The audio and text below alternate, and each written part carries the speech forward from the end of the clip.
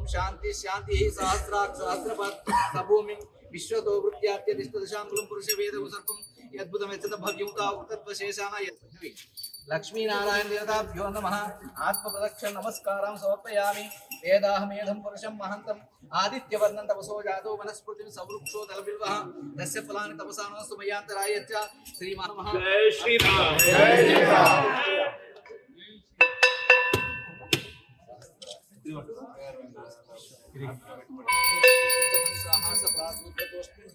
ఉన్నది చాలా 30-40 సంవత్సరాలు అయి ఉంటది.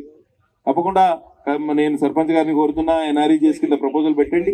ఇక్కడే డెమాలిష్ చేసి వేరేది కడదామా, లేకపోతే ఇంకొక ఇటువైపు ఎక్కడైనా జాగుంటే మీరు ఐడెంటిఫై చేయండి. అట్లనే చింతలమానేపల్లి మండలంలో జాతీయ ఉపాధి హామీ పథకం కింద కేంద్ర ప్రభుత్వ నిధులతోటి దాదాపు ₹1 కోటి ప్రతిపాదన పెట్టినాం. ఈ నెలాఖరు వరకే ఇంకో 1-2 రోజులనే ప్రొసీడింగ్స్ కూడా వస్తాయి. ఆ పనులు కూడా మొదలుపెట్టి అన్ని మార్చిలో 31 లోపు ఈ పనులన్నీ పూర్తి చేస్తే మనకి ఇంకా ఎన్ఆర్ఈజీఎస్ ఫండ్స్ వచ్చే అవకాశం ఉంటుంది. కాబట్టి ఆ విధంగా ఆలోచన చేద్దాం. త్వరలోనే కాన్స్టిట్యున్సీ డెవలప్మెంట్ ఫండ్ కూడా వస్తుంది ప్రభుత్వం నుంచి. తర్వాత డిఎంఎఫ్టి నిధులు కూడా ఉంటాయి. ఎక్కడెక్కడ మీకు అవసరాలున్నాయో వాటిని మా దృష్టికి తీసుకురండి.